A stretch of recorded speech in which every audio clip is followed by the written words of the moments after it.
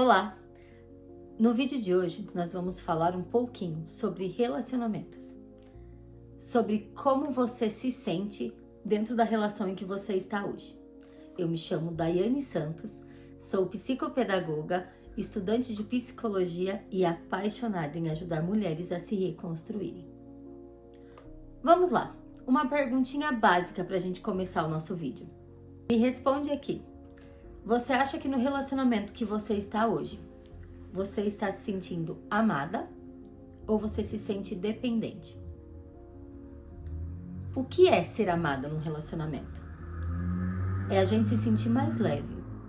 É a gente sentir que a gente é apoiado. Para você se sentir amada, você não precisa estar num relacionamento para você se sentir completa. Porque você tem que se autocompletar. Você tem que ser suficiente para você. Você tem que ter uma relação para acrescentar, para te evoluir. Mas hoje, nos dias em que a gente se encontra, é muito comum a gente ver mulheres que estão em relações abusivas, que elas não sabem nem o que elas estão fazendo ali. Porque elas não têm carinho, elas não têm atenção. E você acha que é justo você exigir o mínimo? Às vezes a gente precisa entender que não basta só a gente ter alguém do nosso lado. A gente precisa ser compreendido, ser aceitado da forma que a gente é. Se a gente precisar fazer grandes mudanças na gente mesmo, é porque aquilo não me cabe. Porque a gente não vai conseguir sustentar uma figura, uma pessoa que não seja a gente mesma por muito tempo. A gente consegue, no começo da relação, a gente consegue disfarçar algumas coisinhas, até mesmo fingir algumas coisas. Isso é fato. Mas a gente não consegue sustentar isso por uma vida. A gente não vai conseguir levar isso por anos. Por isso, muitas vezes, a gente precisa observar os sinais. A gente precisa observar aquilo que a gente está vivendo. Será que aquela relação, ela realmente está fazendo bem para mim? Se eu preciso me mudar para caber naquele mundo daquela pessoa, já tem coisa errada. Como é que eu observo isso? É fazendo um contexto de tudo que você está vivendo. Uma relação é para te trazer leveza, é para te trazer companheirismo. Quando a gente se depara com alguma situação em que a gente não gosta, em que a gente não está se agradando daquilo, a gente precisa falar, a gente precisa compartilhar. E numa relação, ambas partes, elas precisam estar disponíveis a ouvir. Tanto as críticas, mas são críticas construtivas, críticas que podem ajudar o relacionamento a melhorar. Mas a gente também precisa observar se a gente pode ter essa liberdade de falar. Porque se em algum momento alguma coisa ruim acontece e você fica em silêncio, porque você sabe que se você falar sobre aquele assunto, você vai trazer problemas, brigas, aí também é um sinal de que tem coisa errada. Você precisa ser você mesma, mas você precisa também falar sobre assuntos que não estejam te agradando. Você tem que ter essa liberdade numa relação. O seu parceiro, ele compreende? Quando você não tá bem, quando acontece alguma coisa, às vezes nem é com ele, nem é na situação de casal, e você chega cansada, você chega triste, ele te acolhe ou te critica? Porque existem fases que a gente precisa apenas ser acolhido. Depois sim, a gente senta, conversa, expõe a situação e aí talvez ouça uma crítica que possa te ajudar a melhorar aquela situação, o contexto daquilo que você trouxe. Mas e no momento de desespero? E no momento de angústia? Você pode contar com essa pessoa? Essa pessoa, ela vai estar do teu lado? Porque não se esqueça que uma relação, depois de um casamento, a gente leva pra vida. Já pensou? Ficar 15 anos casado e depois se separar com a sensação de que você perdeu tempo da sua vida? De que você abriu a tampa do lixo e jogou sua vida inteirinha lá dentro? E às vezes, você não consegue entender que você pode recomeçar.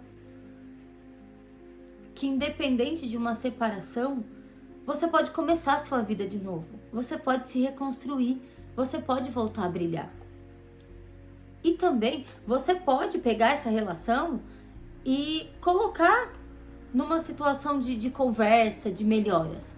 Ninguém tá preso lá, não, Ferrei.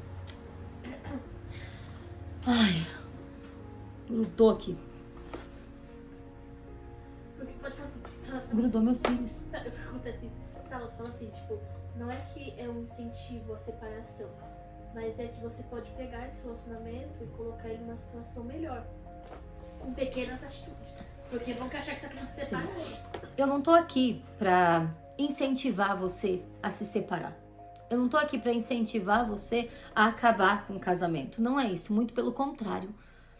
Eu tô aqui pra mostrar pra você que às vezes situações pequenas estão trazendo desgastes pra essa relação e situações que podem ser revertidas. Que vocês podem sentar, talvez numa conversa, num consenso, entender aquilo que não tá fazendo bem pro outro e melhorar. Ou também, em casos extremos, realmente existem mulheres que não se separam, não é porque têm amor mais, mas é porque elas se sentem dependentes daquela situação, dependentes daquele marido. E muitas vezes elas já levam toda a vida, toda a casa, tudo sozinha nas costas. Mas a sensação de não ter para onde ir, de não ser apoiada, de não ter o que fazer, de não saber como recomeçar, é onde muitas vezes travam. Então agora coloca tudo na balança. Coloca tudo aquilo que você tem. Coloca como de verdade está sendo a sua relação. Como é os relacionamentos que você encontra. Se eles realmente podem te elevar. Se eles realmente podem contribuir com a sua vida, com quem você é.